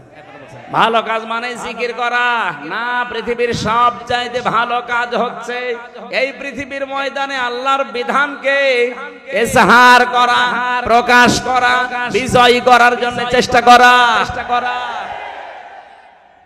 আন আকিমুদ্দিন, দিন কায়েম করো, ওয়ালা তাতাফাররাকু ফি, এই বিষয়ে কোনো ফতোয়াবাজি করবা না। সুতরাং বাংলাদেশে আজ যারা দিন কায়েমের জন্য চেষ্টা সাধন না করে, এর বিরুদ্ধে আরো ফতোয়াবাজি করে, বুঝবেন এগুলো প্রকাশ্য দুশমন। ওদের জব্বা যতই বড় থাক, ওদের দরবারে যতই মানুষ হোক, ওদের ঘোমটা যত বড় হোক, দিন কায়েমের বিরোধিতা যারাই করবে ওরা আল্লাহর শত্রু, রসুলের শত্রু, আমাদের শত্রু। কারণ পৃথিবীর যত নবীর শরীয়ত দেখবেন, হয়তো কম বেশি কিছু পাবেন। এক নবীর শরীয়তে যেটা ফরজ ছিল, আর এক নবীর শরীয়তে সেটা নিষেধ ছিল। কথা বলে না কেন? কিন্তু দিন কায়েম করো এই শব্দটা পৃথিবীর যত নবী আল্লাহ পাঠিয়েছেন, প্রত্যেকটা নবীকে বলেছেন এটা ফরজ। ওয়ালা তাতাফাররাকু ফি, এই বিষয়ে কোনো ফতোয়াবাজি চলবে না। আর বাংলাদেশে অনেক আলেম নামে জালেম, যত ফতোয়া সব এই দ্বীনের মুজাহিদদের বিরুদ্ধে, ইসলামী আন্দোলনের বিরুদ্ধে ফতোয়া দেয়। ওর ঈমানই চলে গেছে। আর ওরাই বলে যে ইসলামী আন্দোলন দুনিয়া যারা করে তাদের নাকি আকীদা ঠিক নেই, ওদের ওয়াজ শোনা যাবে না। এটা টাটকা নির্ভেজাল শয়তান। সূরা শুরার 13 নম্বর আয়াতে আল্লাহ দলিল দিয়েছেন 4 জন নবীর নাম দিয়ে। কয়জন? হযরত ঈসা নবী, হযরত মুসা নবী, হযরত ইব্রাহিম নবী, হযরত নূহ নবী। এত বড় বড় পাওয়ারফুল 4 জন নবীকে ডাক দেওয়ার পরে নবীকে বললেন, হে নবী, আপনাকে আমি ওহী করলাম আন আকিমুদ্দিন, আপনি আরজাই করেন দুনিয়াতে দিন কায়েম করবেন। দিন কায়েম মানে শুধু পায়খানায় বলেন, শুধু খাবার খাওয়াই, শুধু সন্তান জন্ম দেওয়াই না। টয়লেট থেকে শুরু করে আন্তর্জাতিক জীবন পর্যন্ত যেখানেই যাবেন ওখানেই দিন আছে না নেই? টয়লেটে গেলে দিন আছে, এইটা আপনি মেনে নিলেন যে বাম পা দিয়ে প্রবেশ করা, দোয়া পড়া, কিছুক্ষণ বসে থাকা, এরপরে গান্দা জিনিস বের করে বের হওয়ার সময় ডান পা দিয়ে বের হয়ে দোয়া পড়া হয়ে গেল না? মানে আবার কি আছে ওখানে যে খাবার খাবে? আপনি তো এইটাই করেন টয়লেটে, বাম পা দিয়ে বলেন আল্লাহুম্মা ইন্নী আউযু বিকা মিনাল খুবুসি ওয়াল খাবাইস, এরপরে আর কিছু পড়েন না, বসে থাকেন। কিছুক্ষণ পরে যখন বেরিয়ে আসেন ডান পা দিয়ে কি বলেন আপনি? গফরানাকা, হে আল্লাহ আমি ক্ষমা চাই তোমার কাছে, এতক্ষণ তো তোমার জিকির আজগার করতে পারিনি এই 10-15 মিনিট, এইজন্য আমি মাফ চাই। আলহামদুলিল্লাহিল্লাযী আযহাবা আন্নিল আযা ওয়া আফানি, প্রশংসা সবাই আল্লাহর জন্য যিনি আমার পেট থেকে গন্ধ জিনিসগুলো বের করে দিলেন, আমাকে স্বস্তি দিলেন, শান্তি দিলেন, নিরাপত্তা দিলেন। বলেন সুবহানাল্লাহ।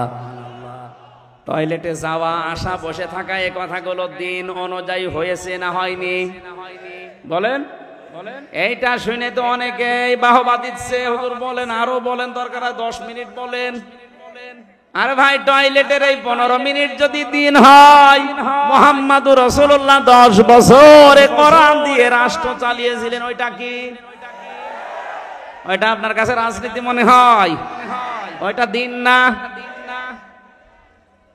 এই যে বোঝার পরও না বোঝার ভান করে থাকেন আপনি। মানুষ কি কলেরা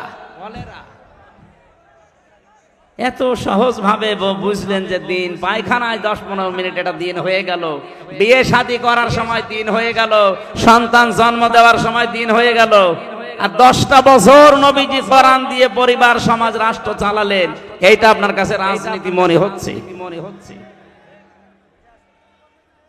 এই জন্য দিন কায়েম করা এটা নফল না, সুন্নত না, ওয়াজিব না, এটা ফরজ।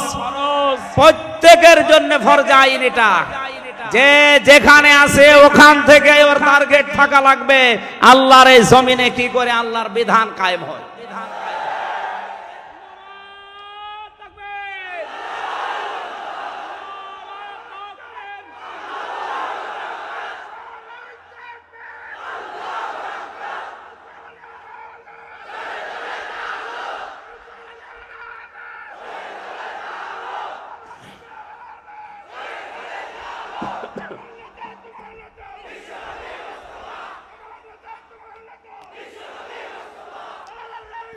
আলহামদুলিল্লাহ ভাই, তাহলে আমলে সলে বলতে আমাদের যে ভ্রান্ত ধারণাটা আছে, পৃথিবীর সবচাইতে বড় আমল হচ্ছে দিন কায়েম করার আমল। সাহাবায়ে কেরাম এইটা বুঝেছিলেন, এই জন্য 11 বছরের মাঝমুফতি জীবন দিতে দ্বিধাবোধ করেননি। আমল এইটাই পৃথিবীর শ্রেষ্ঠ আমল। আমি এটা তো বানিয়ে বলছি, বলেন। আজ এই দেশের 18 কোটি মানুষের 96% মানুষ যারা মুসলমান দাবি করছে, তাদের ছেলেকে, মেয়েকে, স্ত্রীকে, ভাতিজাকে, ভাইজিকে যদি এই মনে করে দিতাম যে এই ভালো কাজ সবাই মিলে করো নামাজ পড়ার মতো, এ দেশে দিন কায়েম হতে আর বেশি দেরি হওয়ার কথা। আপনি নামাজও পড়ছেন, রোজাও রাখছেন, হজ করে আসেন, যাকাত দেন, বড় জুব্বা গায়ে দেন, আর দিন কায়েমের জন্য যারা আন্দোলন করে এদের কথা শুনলে আপনার কাছে রাজনীতি মনে হয়? বলে দিনকাল ভালো না, দরকার নেই। আমিলু সলিহাত হচ্ছে না আপনার ইমান অনুযায়ী, এই জন্য ভালো কাজ এখান থেকে শুরু করা দরকার। আজকে দিনের বেলায় মাহফিল ছিল দিনাজপুরের কাহারুল, ওখানে এই ফাস্তা সাহারাহুর ব্যাখ্যা করতে যে ফাহাল্লা হালালাহু ওয়া হারামা হারামাহু, কি করে আমরা আজ হালালকে হালাল জানার পরও মেনে নিতে পারি না, হারামকে হারাম জানার পরও ছেড়ে দিতে পারি না, কেন পারি না, ওর ব্যাখ্যা দিয়েছিলাম। ওখানে যারা বসেছিল অনেকেই বুঝেছে যে আসলেই তো দিন কায়েম না থাকলে, ইসলাম যদি বিজয়ী না হয়, হালাল জানার পরও মানা যায় না এমন জায়গাও আছে, হারাম জানার পরেও মানা যায় না এমন জায়গাও আছে। সব যোগ্যতা আমার আছে, ফার্স্ট ক্লাস ফার্স্ট আমি, এরপরও বিশ্ববিদ্যালয়ে ঢুকতে হলে শিক্ষক হিসাবে 35 লক্ষ টাকা আল্লাহর ওলিকে দেওয়া লাগবে। এটাকে আমি বেশি বলে ফেললাম? এই যে 40 লাখ টাকা নিয়ে বসে আছে, হবে না। অথচ এর চাইতে যার রোল নাম্বার ছিল 72, 82টা ছেলে মেয়ে, 72 রোল নাম্বার তার 40 লাখ টাকার কারণে হয়ে যাচ্ছে এই চেয়ারে বসে আরো অবৈধ কাজ সে করার সুযোগ পাবে। আরে ফার্স্ট ক্লাস ফার্স্ট এর দেবে না, কারণ এর মা নেই। এই যে জানার পরও আমরা হারামকে হালাল হারাম বলে ছেড়ে দিতে পারছি না, এরকম পরিবেশ দেশে শুধু এই যাই আর নেই। আজকট কাটাচ্ছে যান, আদালতে যান, 3টা বছর তো আমি দেখলাম, আমার তো মনে হয় আদালতের ইট পর্যন্ত টাকা চাই। বিশ্বাস হচ্ছে না, ঠাকুরগাঁও আদালতে যান, কোর্টের ইট পর্যন্ত বলবে ওই 10 টাকা দিয়ে যা। এই জন্য কোরআন যদি বিজয় না থাকে এই দেশে আপনি মরেও শান্তি পাবেন না, মরণের সময় আপনার ঈমান নসিব হবে না, বেঈমান হয়ে মরবেন। আল্লাহ এই সহজ কথাটাকে তুমি সহজ ভাবে আমাদের ব্রেনের ভেতরে ঢুকিয়ে দাও। এটা রাজনীতি মনে করে, জঙ্গিবাদ মনে করে যদি এড়িয়ে যেতে চান, আপনি কিন্তু বেঈমান হয়ে মরবেন। কারণ যাদের জীবনে দিন কায়েমের আকাঙ্ক্ষা নেই, নবীজি বলেছেন ও মরতে গেলে মুনাফিক হয়ে মরবে। আল্লাহ তুমি আমাকে সহ যারা এসেছি আমাদেরকে বাঁচাও, আমরা যেন শাহাদতের মরণ পাই, বলেন আমিন।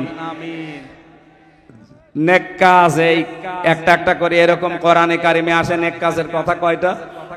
500। কয়টা? ঈমান আনার পরে যারা নেক কাজগুলো আঞ্জাম দেবে, কানাত লাহুম জান্নাতুল ফিরদাউসি নুজুলা, আল্লাহ তাআলা বলেন তাদের জন্য আমি জান্নাতুল ফিরদাউস মেহমানদারি করার জন্য রেখে দিলাম। আমার ভাইরা, মেহমান যত দামি হয় তার জন্য প্রস্তুতি তত আগে থেকে নেওয়া হয়। আমি এলাকায় আপনাদের মেহমান, যেহেতু আজ 3 বছর জেলে, আর এর আগে 1 বছর আসি না, 4 বছর পরে আসতেছি, এজন্য এলাকায় ধুম পড়েও গেছে এরকম বেশি। আমার মনে হয় আশপাশে 3-4 থানার ভেতরে খবর নিয়ে দেখেন, প্রত্যেক বাড়িতে মেহমান ভরে গেছে।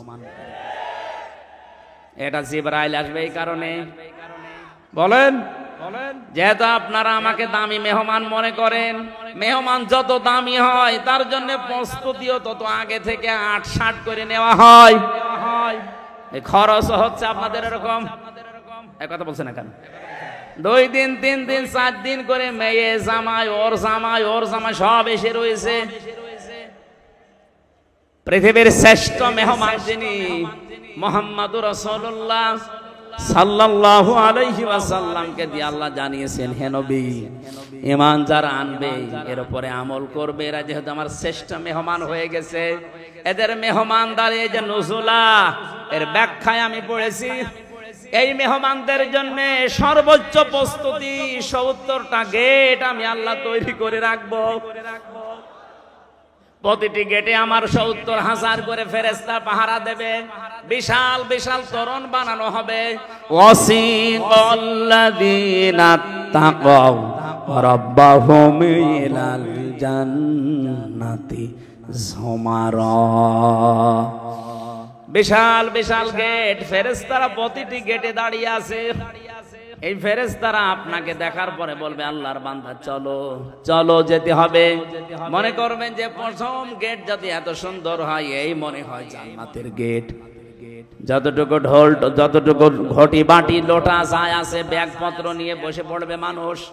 ইবনে কাসির মুফাসসির বলেন, মানুষকে বসে পড়া দেখে ফেরেশতারা হাসবে, করেন কি, এ তো মেন গেট না, কেবল গেট আরম্ভ হয়েছে। এরকম 70টা গেট আপনাকে পার হওয়া লাগবে। সালামুন আলাইকুম তিবতুম ফাদখুলুহা খালিদিন, শান্তি সম্ভাষণ সালাম দিতে দিতে আপনাকে নিয়ে যাবে ফেরেশতারা। আল্লাহ আমাদের কপালে যেন এটা রাখেন, বলেন আমিন। আল্লাহ পাক বলেন, এই মেহমানদারি করার জন্য আমি নিজে সবচাইতে বড় স্তর যেটা জান্নাতুল ফেরদাউস, এইটা রেখে দিলাম। খালিদিনা ফিহা, চিরকালের জন্য এই বাগানে তোরা ঘোরাফেরা করবে। লা ইয়াবগুনা আনহা হিওয়ালা, কোনদিন আর এই বাগান থেকে তোর বের হওয়া লাগবে না, তোর বের করেও আমি আল্লাহ দেব না, বলেন আমিন। যে বড় স্তরের নাম বললাম, বড় দরজার নাম ফেরদাউস। নাম বললাম কি? এই জান্নাতের ওয়ারিস, উত্তরাধিকারী। বাবা মারা গেলে যেমন হারুন নিজেই তার বাবার সম্পদের উত্তরাধিকারী হয়ে যায়, এটার জন্য আর গ্রামের লোক ডাকা লাগে না। আল্লাহ কোরআনে দিয়েছেন 8টা গুণ দুনিয়ায় যারা অর্জন করবে, এই মানুষগুলোর জন্য আমি আল্লাহ জান্নাতুল ফেরদাউসকে উত্তরাধিকারী হিসাবে ওয়ারিস বানিয়ে দিলাম। উলাইকা হুমুল ওয়ারিসুন আল্লাযীনা ইয়ারিসুনাল ফিরদাউসা হুম ফিহা খালিদুন। এরাই আমি আল্লাহর জান্নাতের অধিকারী ওয়ারিস। এরা ওই জান্নাতুল ফেরদাউসের উত্তরাধিকারী, যেখানে ঢোকার পরে আর কোনোদিন তার বের হওয়া লাগবে না। যেভাবে সেভাবেই হোক আল্লাহ আমাদের এই ছোট্ট জীবনটা যেন পার করিয়ে বিশাল বাগানের উত্তরাধিকারী হওয়ার তৌফিক আমাদের কপালে লিখেন, বলেন আমিন। যে 8টা গুণ অর্জন করলে এখানে যাওয়া যায়। কোরআনে কারীম থেকে আমি উল্লেখ করছি, দেখেন তো আমাদের ভেতরে পাওয়া যাচ্ছে কিনা। قد أفلح المؤمنون الذين قد أفلح المؤمنون الذين هم في صلاتهم خاشعون। 100টা যে স্তর আছে জান্নাতের, সর্বোচ্চ স্তরের নাম ফেরদাউস। এই দরজা দিয়ে আল্লাহ তাদেরকে উত্তরাধিকারী হিসাবে প্রবেশ করাচ্ছেন। এই পৃথিবীর ময়দানে যারা নামাজের ভেতরে খুশু পয়দা করে, এখন যে নামাজই পড়ে না তার খুশু আছে, অন্তত নামাজ পড়বে, খুশু পাওয়া যাবে, সে হবে উত্তরাধিকারী। খুশুর যে ব্যাখ্যাগুলো পেয়েছে তার অন্যতম ব্যাখ্যা, নামাজে দাঁড়িয়ে সে শীতল হয়ে পড়বে। অনেকে এখানে নামাজও পড়ে, নামাজে দাঁড়িয়ে এদিক ওদিকে তাকায়, মশা লাগলে মেরে। কথা বলেন এখন কয়টা ফ্যান আছে, অনেকে ঘুমতেছে, এসির বাতাস তো আমার গায়ে লাগে না, দেখে একটু ঘুরিয়ে দিত যদি। খুশু কি এইটা? এক সাহাবী নামাজে দাঁড়িয়ে একটু কাপড় চোপড় এভাবে টানছিলেন, বিশ্বনবী বললেন ওর ভেতরে যদি খুশু থাকতো কখনো ওর হাত এভাবে নড়াচড়া করতো না। আমরা নামাজে দাঁড়িয়ে একেবারে শীতল পাটির মতো, পাথরের মতো এরকম যেন হয়ে যেতে পারি নামাজে। আল্লাহর কসম, কোরআন আমার সামনে নিয়ে এই ছোট জীবনের 3টা বছর যেহেতু আমি জেলে ছিলাম এক ঘরে, আমি দেখেছি নামাজে যদি খুশু তৈরি হয়, আর সত্যিই যদি মানুষ নামাজে দীর্ঘক্ষণ দাঁড়িয়ে দীর্ঘক্ষণ সেজদা মন মতো দিতে পারে, একটা অনির্বচন সুখ আল্লাহ আলাদা তারে দান করে। যেটা স্বামী স্ত্রীর ব্যবহারও আপনি পাবেন না, এমন একটা অজানা বেশ অজানা শান্তি আপনাকে আল্লাহ দান করবে। আজকে এই সেজদা দেবেন ভোর রাতে, আজান হওয়ার ঘন্টা খানিক 1.5 ঘন্টা খানিক আগে ওঠেন, অন্তত 10 রাকাত না 2 রাকাত নামাজ আদায় করেন। বিশাল লম্বা একটা সেজদা 40-45 মিনিট পড়ে থাকেন। বলেন কি বলবো, কি বলবেন? মানে ওই আরবিতে কথা বলতে না পারলে বাংলায় বলবেন মনের কথাগুলো, যে আল্লাহ আমার ওই অসুবিধা আছে, ওই ঝামেলায় পড়েছি, আমার ওই অসুখটা হচ্ছে, আমার এরকম মানে টয়লেটের ভেতরে রক্ত পড়ছে, যত রকমের অসুস্থতা আছে, অসুবিধা আছে, বিপদের কথা আছে, সেজদায় পড়ে যদি চোখের পানি ফেলতে পেরে বলতে পারেন বাংলায়ও, দেখবেন একটা আলাদা শান্তি পাচ্ছেন। ওটা আল্লাহ সবাইকে দেয় না। যে মানুষগুলো নামাজের ভেতরে খুশু আর খুজু তৈরি করে, ভয় নিয়ে যারা নামাজ আদায় করে, আল্লাযীনা হুম আনিল লাগবি মুরিদুন, এই পৃথিবীতে যে মানুষগুলো অনর্থক কথাবার্তার কাজ থেকে যারা নিজেদেরকে বিরত রাখে। আজ দোকানে বসলে আপনার মুখ ঠিক থাকে না, কথা বলতে আছেন, 100টা কথা বলে 80টা মিথ্যা কথা। এজন্য কোনো কাজ না থাকলে চুপ করে থাকবেন। মাংসমাতা না যারা চুপ থাকে সে নাজাত পাওয়ার একটা পথ পায়। 3 নম্বরে যারা যাকাত আদায় করে, যাকাত শুধু সম্পদের না, শরীরের যাকাত আছে। এই কথা বলছেন না কেন?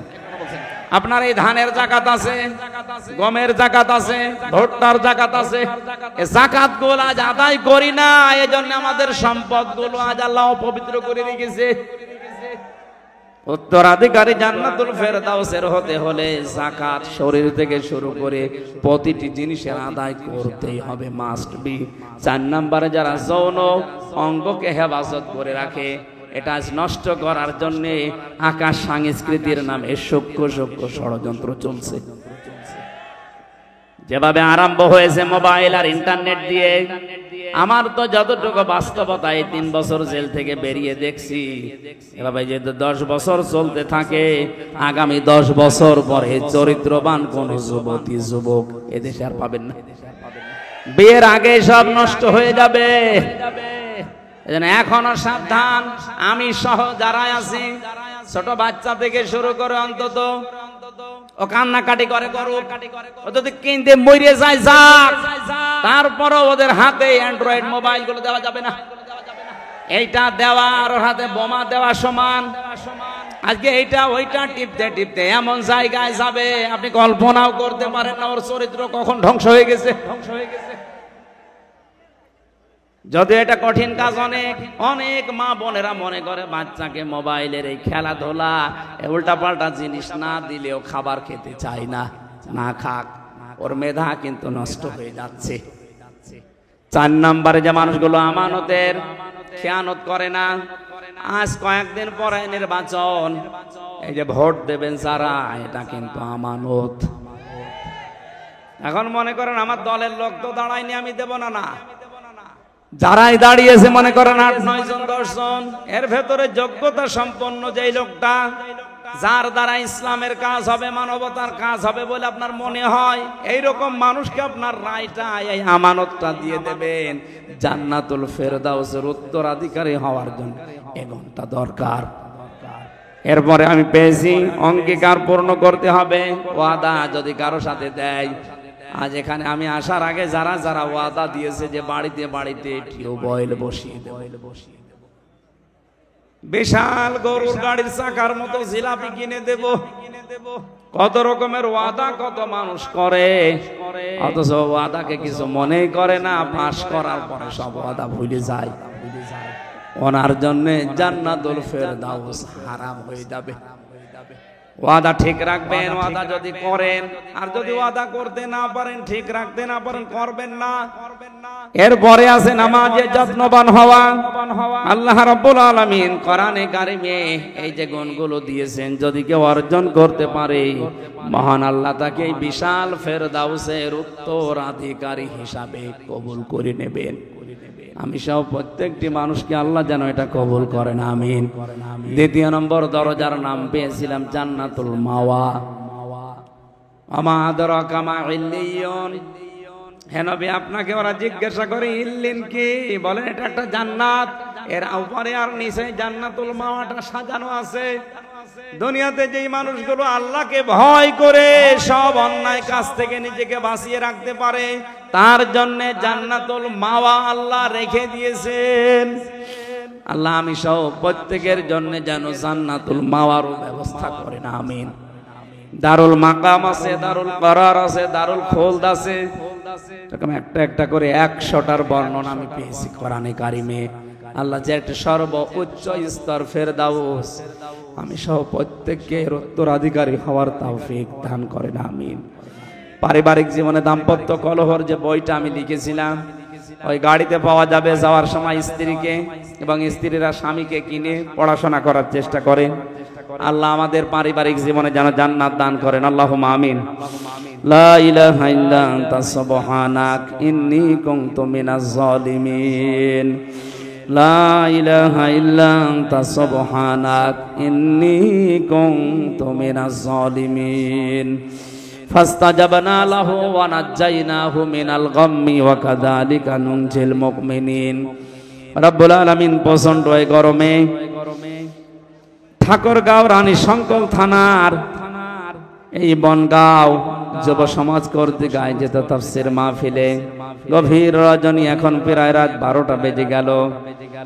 এত রাত পর্যন্ত জান্নাতুল ফেরদাউসের অধিকারী হওয়ার যে যোগ্যতা গুলো তুমি দিয়েছো, আমরা শুনছিলাম, জীবনে মেনে নেওয়ার জন্য আমাদের মানার তৌফিক দিয়ে দাও। আয়োজনে সওয়াব যদি দিয়ে থাকো, আমাদের নবীজির রওজায় পৌঁছিয়ে দাও। যারাই চেষ্টা করেছে আয়োজনের জন্য প্রত্যেকের জীবনের নেক মাকাসাদ পূরণ করে দাও। তোমার যে বান্দাগুলো মানুষের খেদমত করবে বলে আকাঙ্ক্ষা পেশ করেছে, বিশেষ করে সাইদুল হক, আহমেদ হোসেন, আব্দুল কাদের, সোহেল রানা সহ, বাবর আলী ভাই সহ, মোজাম্মেল হক সহ যত মানুষ নিজেদেরকে জনগণের খাদেম বানাবে বলে আকাঙ্ক্ষা দিয়েছে, তোমার এলমে যার প্রতি জানা আছে যে তার দ্বারা তোমার ইসলামের জনগণের কাজ হবে, আল্লাহ তুমি তাকে মালা পরিয়ে দিও। মা বোনেরা পর্দার আড়ালে বসে আছে, খাদিজার মতো, আয়েশার মতো তাদেরকে বানিয়ে দাও। আমাদের সবাইকে তুমি রোগ শোক থেকে হেফাজতে রাখো আল্লাহ।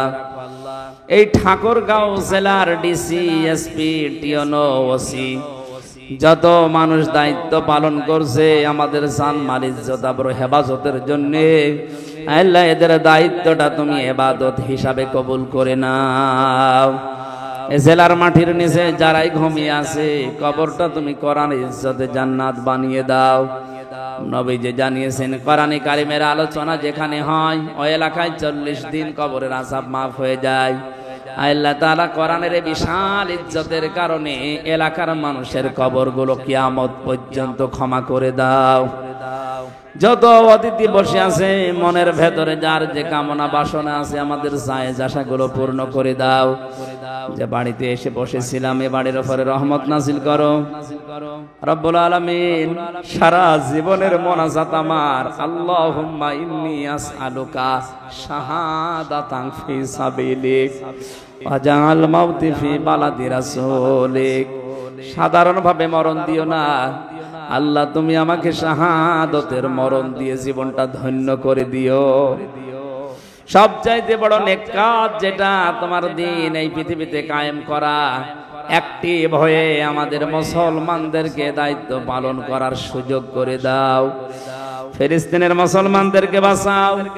বাংলাদেশ অশান্ত করার জন্য যারা সূক্ষ্মভাবে ষড়যন্ত্র করছে এদেরকে তুমি জাতির সামনে ন্যাংটা করে দাও।